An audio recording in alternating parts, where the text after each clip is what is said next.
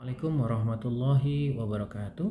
Alhamdulillahirrabbilalamin. Wassalatu wassalamu ala asrofil anbiya wal mursalin wa ala alihi wa sahbihi ajmain. Asyhadu an la ilaha illallah wahdahu la syarikalah wa asyhadu anna Muhammadan abduhu wa rasuluh. Alhamdulillah kita bertemu lagi di pembahasan mengenai bagian mata. Kali ini temanya adalah uveitis. Di pembahasan kali ini, setelah pembahasan kami berharap bahwa teman-teman semua bisa mengerti mengenai uveitis itu apa, bagaimana terapinya, bagaimana jenis-jenisnya, dan tata laksanya. Baik, kita mulai ya. Sebenarnya apa sih itu uveitis? Uveitis itu sebenarnya luas banget, yaitu inflamasi di peradangan atau inflamasi di tractus uveitis, yaitu di iris, badan siliar, dan choroid. Ada lebih dari 30 penyakit. Teknisnya meliputi iritis, iridosiklitis, dan choroiditis. Namun prakteknya namanya bisa macam-macam, bisa skleritis, keratouveitis, vitritis, retinitis, endoftalmitis, dan sebagainya. Jadi penyebabnya banyak dan hubungan penyakit dengan yang lainnya juga ada.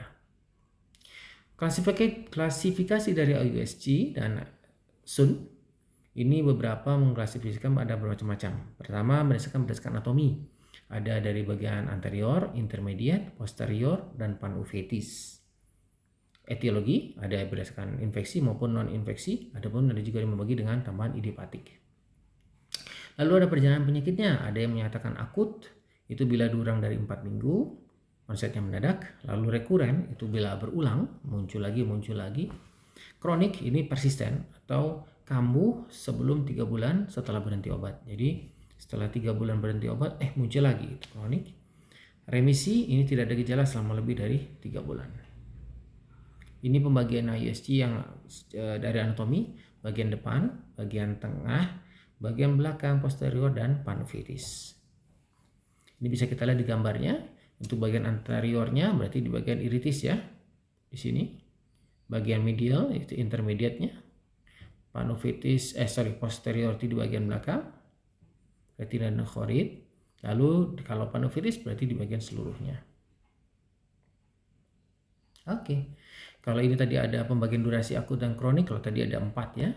Lalu tipenya, nah di sini ada tambahan tipe yaitu granulomatous dan non-granulomatous. Apa itu? Jadi kalau ini perbandingan granulomatous dan non-granulomatous perbedaannya ya. Kalau granulomatous ada matan kivi. Matan kivi itu keratik presipitat. Jadi bisa kalian lihat itu adanya warna bisa kecoklatan, bisa kekuningan di bagian endotel dari kornea. Jadi kornea itu kan terdiri atas 5 lapis ya. Nah 5 lapis, bagian depannya sampai ke bagian belakangnya. Bagian tengahnya disebut dengan stroma. Bagian belakangnya ini terdapat matan fat atau kumpulan atau nempel-nempel kipi dari situ. Kalau matan fat berarti banyak, kalau small kipi kecil itu non-granulomatous. Lalu ada disebut dengan nodul baik kope maupun busaka. Jadi ada dilihat di gambar di bawah ya. Bisa kita lihat di bagian irisnya. Kalau KP di pupilari margin, kalau busaka itu di permukaan iris. Penyakitnya, kalau granulomatous biasanya pada TB, sarkoidosis, PKH, herpes, tokso. Kalau pada yang non granulomatous bisa HLA-B27, sarkoiditis ataupun fuchs. Nah, sekarang berdasarkan anatomis tadi kita melihat ada bagian 4 ya, anterior, intermediate, posterior, dan panuveitis. Kita membahas satu persatu. Yang pertama anterior. Kalau anterior berarti inflamasi di iris atau badan siliar. Nah ini penyebab kelainan sistemiknya. Kelainan sistemik penyebab uveitis anterior bisa berupa spondyloarthropathy, arthritis idiopatik, juvenile syndrome, uveitis Fuchs, dan sebagainya. Jadi lalu infeksi penyebab uveitis anterior bisa berupa herpes simplex, bisa herpes zoster, TB, dan sifilis. Jadi bila ditemukan ada uveitis anterior, jangan lupa untuk mengkonfirmasi adakah penyakit-penyakit di luar dari matanya. Bisa berupa satu mata, itu akut, atau 2 mata bersifat kronik ya. Akut itu penyebabnya apa aja? Misalkan trauma, pasca operasi, atau hireksi hipersensitivitas. Komplikasi apa? Komplikasi ya bisa macam-macam, terutama bisa glaukoma, bisa terjadi katarak. Nah, kalau pada anak itu bisa bahkan sampai bisa terjadi strabismus mata juling, keratopati, rusaknya bagian kornea. Bisa katarak juga seperti pada orang dewasa. Bisa edema makula dan adanya glaukoma. Gejalanya apa? Ya, tentu saja ya, dia termasuk dalam golongan mata merah dengan penurunan tajam penglihatan. Berarti mata merah, nyeri, ada fotofobia, penurunan tajam penglihatan. Nyeri bisa berdenyut atau tumpul gitu ya, bisa nyeri hebat, bisa juga muncul spasme sphincter dari pupil, jadi nanti terjadi miosis, atau bahkan bisa terjadi sinekia anterior ataupun posterior. Sinekia posterior itu berarti perlengketan antara si iris dengan lensa, permukaan lensa. Tandanya kalau tadi gejalanya, kalau tandanya bisa berupa injeksi silier. Apa itu injeksi silier? Nah, ini bisa kalian baca di sini, pasti ditanya nanti ya. Lalu bilik mata depannya kita bisa lihat adanya flare dan sel ya. Apa itu flare dan sel? Nah, di sini itu pengeluaran dari protein akibat dari inflamasinya ataupun endapan dari sel radang. Itu disebut dengan KIPI di bagian kornea ya, kreatik precipitat. Kreatif precipitat halus ini akibat inflamasi non-granulomatous yang tadi saya sebutkan. Kalau yang kasar itu disebut granulomatous ya. Masih ingat tadi penyebabnya? Ya. Untuk pembagian grading ini untuk flare dan sel ini memang tidak bisa kalian lihat dengan hanya menggunakan senter. Ini bisa kita lihat menggunakan slit lamp atau biomikroskopi. Tapi ya tidak, ini hanya sebagai info pengetahuan tambahan saja. Nah, kita lanjut ke intermediate. Kalau intermediate berarti peradangannya di pars plana. Bisa disering diikuti dengan vitritis ataupun uveitis posterior. Jadi bisa bergabung antara intermediate dengan posterior. Usia dekade 3-4, 20% terjadi pada anak-anak. Penyebabnya apa paling banyak? Idiopatik. Gampang ya. Penyebab lainnya kayak TB, tokso, kandida, dan sifilis. Jadi penyebab infeksi. Gejalanya ya tentu saja penurunan tajam penglihatan, tanpa disertai nyeri ataupun mata merah, bisa terjadi edema makula gitu ya. Vaskulititis itu bercak putih di bagian belakang. Vaskulitis retina perifer terjadi pada 20-60% kasus. Komplikasinya apa saja? Bisa terjadi edema makula, glaukoma, dan katarak. Yang ketiga adalah uveitis posterior. Berarti posterior berarti pada koroid dan retina atau skleranya ya. Penyebab infeksinya bisa kan toksoplasma, TB, sifilis, herpes-herpesan, dan HIV. Penyebab non infeksi bisa choroiditis, birdshot, sarkoidosis, dan neoplasma. Gejalanya penglihatan buram tentu saja, tidak disertai nyeri, mata merah, fotofobia. Tidak disertai dengan nyeri ya, tapi kalau mata merahnya mah ada, karena ini termasuk golongan kelompok mata merah dengan penurunan tajam penglihatan ya. Komplikasinya ya seperti tadi disebutkan di awal-awal, bisa terjadi glaukoma, bisa terjadi katarak, bisa terjadi kekurangan vitreus, bisa bila menyerang daerah makula bisa jadi bengkak, itu disebut edema makula. Terus pembuluh darah di retina bisa jadi berubah ya. Terus adanya parut itu kayak sikatrik jaringan parut di bagian retinanya, atau bahkan retinanya yang lepas, ablesio retina, ataupun nervus opticus yang pucat disebut dengan atrofi. Prognosis uveitis posterior tentu lebih buruk dibandingkan uveitis anterior.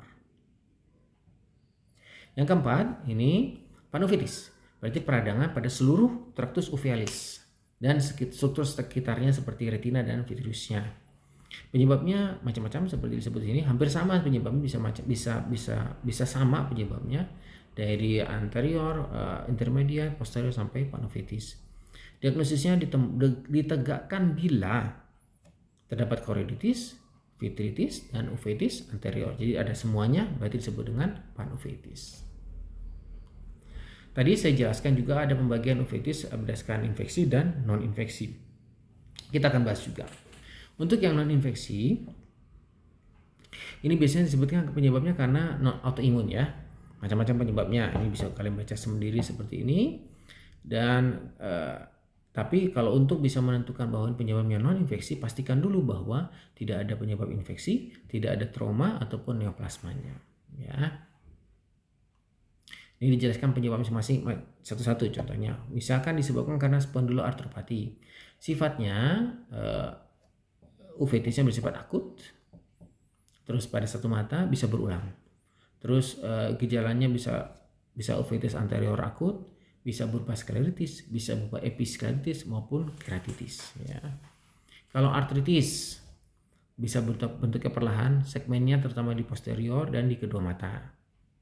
Komplikasinya ini bisa dibaca seperti hampir sama kalau komplikasi sama seperti yang lainnya. Kalau artritis rheumatoid, nah ini uveitisnya lebih ke anterior. Terjadi pada anak-anak kurang dari 16 tahun. Kalau gejala artritisnya ya bisa oligoartikular maupun poliartikular. Gejala sistemiknya bisa dibaca di sini. Lalu kalau Fuchs syndrome, ini non granulomatous kronik.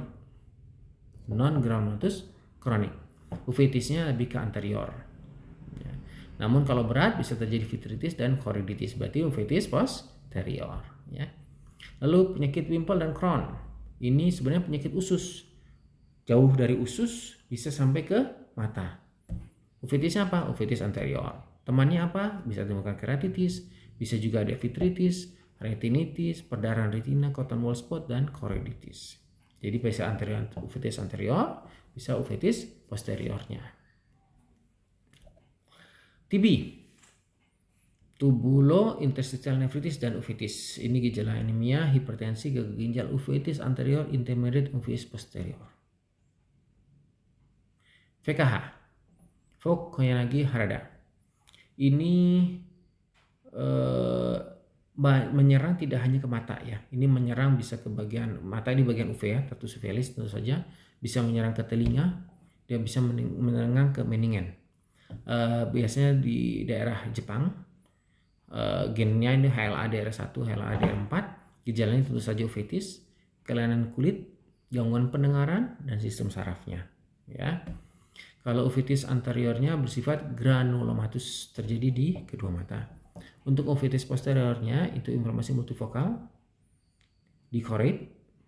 Ini gejala lainnya bisa dibaca. Kelainan kulit bisa berupa alopecia atau vitiligo, gangguan pendengaran tinnitus, dan gangguan saraf paresis nervus cranial. Jadi kalau untuk VKH dia menyerang di mata, uvea, tragus uveitis, bisa uveitis anterior, granulomatous, bisa menyerang ke telinga, itu tinnitus, tuli. Terus kelainan kulit itu alopecia, vitiligo. Di saraf itu paresis nervus cranial. BC ini ulcus aptosa recurrent sekiranya 3 kali dalam setahun, disertai dengan minimal 2 gejala berupa ulcus genital, inflamasi mata, lesi di kulit, dan reaksi patologi. Gejala lainnya bisa dibaca di sini, mungkin bisa terjadi artritis dan sebagainya. Keterlibatan mata itu terjadi pada 70 kasus dan lebih berat pada laki-laki. Jadi jangan kaget bahwa kita hanya menemukan misalkan adanya uveitis gitu ya, tapi ternyata pas sistemiknya harus dicek juga. Jangan-jangan di bagian genitalnya ada ulkusnya, di kulitnya ada lesi dan sebagainya. Jadi ada ulkus aptosa ya. Ini bisa kambuh, muncul lagi, kambuh, muncul lagi. Gejala ukurannya uveitis anterior dan panuveitis, bisa berupa konjungtivitis, ulcus konjungtiva, episkleritis, dan skleritis. Ini efek samping atau komplikasi yang muncul, bisa terjadi katarak, glaukoma, dan sebagainya. Oke. Berikutnya, uveitis vakogenik. Namanya vako berarti berkaitan dengan lensa. Ya. Jadi ini uveitis ini akibat respon imun terhadap protein lensa. Jadi perlu diketahui bahwa lensa mata itu diselubungi oleh kapsul. Suatu ketika kapsul tersebut bisa pecah atau robek atau dan sebagainya. Bisa macam-macam. Bisa karena trauma atau apalah. Lalu si protein lensa yang ada di dalam itu akan keluar ke bagian COA, akhirnya timbullah peradangan atau uveitisnya. Gejalanya mata merah tentu saja, penglihatan buram tentu saja, nyeri, fotofobia, peningkatan tekanan intraokular. Berikutnya sarkoidosis. Sarkoidosis itu granulomatous non kaseosa di seluruh mata, seluruh organ. Ini bisa kita lihat di sini jelas-jelasnya. Lalu SO, simpatetika ophthalmia. Kalau simpatetika ophthalmia itu contoh misalkan ada trauma di mata yang sebelah satu, ini saya pegang mata yang sebelah kiri.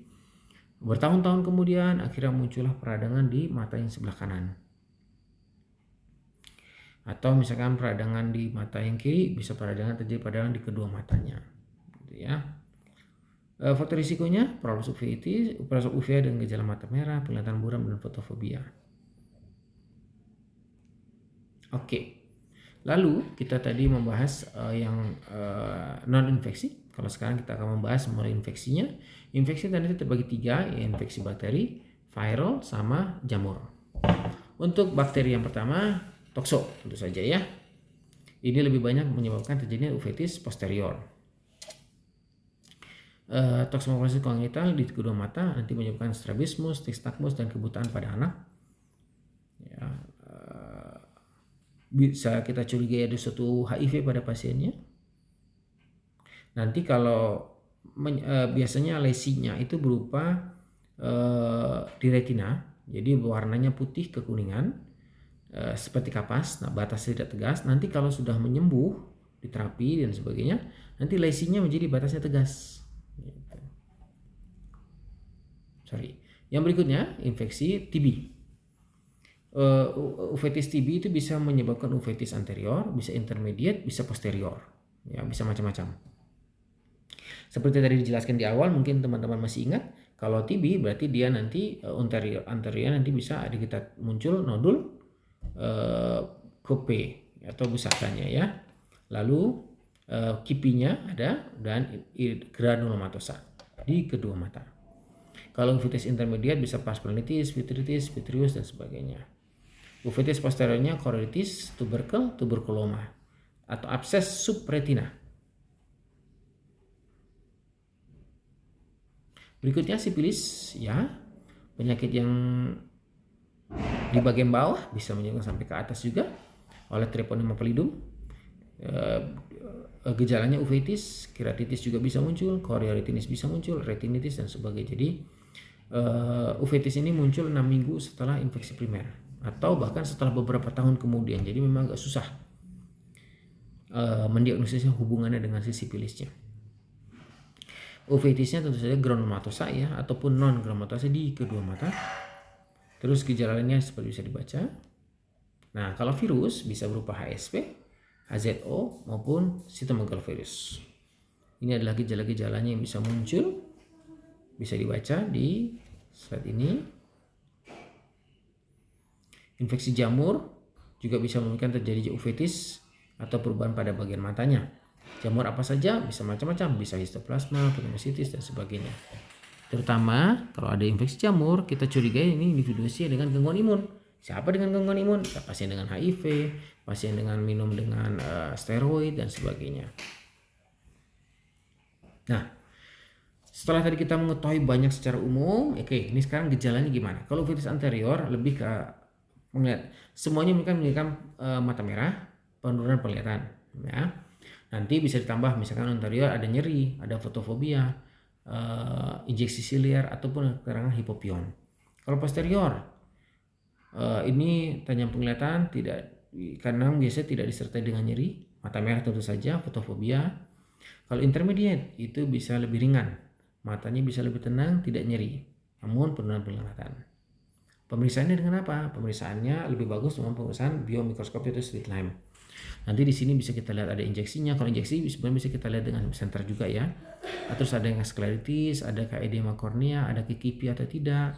Terus flare dan sel tadi saya jelaskan itu lebih bagus dilihat dengan slit lamp, atau ada hipopion atau tidak itu dengan senter juga bisa, atau kekurangan dari lensanya, atau mungkin ada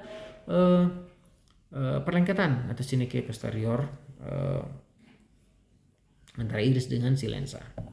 Lalu kita lakukan pemeriksaan funduscopi tentu saja ya, dengan untuk memeriksa bagian retinanya dan bagian vitreusnya, karena kita jangan hanya puas dengan pemeriksaan di anterior tapi sampai ke posterior, karena bisa saja uveitis posterior, intermediate, atau bahkan sampai ke panuveitis. Kelainan di segmen posterior apa saja ya, bisa vitritis, retinitis, bisa perdarahan retina, dan sebagainya. Selain itu ada pemeriksaan tambahan apa saja, misalkan OCT. OCT itu bisa OCT untuk makula, itu untuk melihat apakah ada pembengkakan pada makula atau tidak. Pada makula bisa melihat ada membran atau tidak, ataupun ada traksinya pada makula atau tidak. Lalu kita bisa USG. USG itu untuk bisa membedakan apakah ablasi retina tadi kan ada komplikasi bisa berupa terjadi ablasi retina kan ya. Ablasi retinanya berupa eksekretif atau rekmatogen.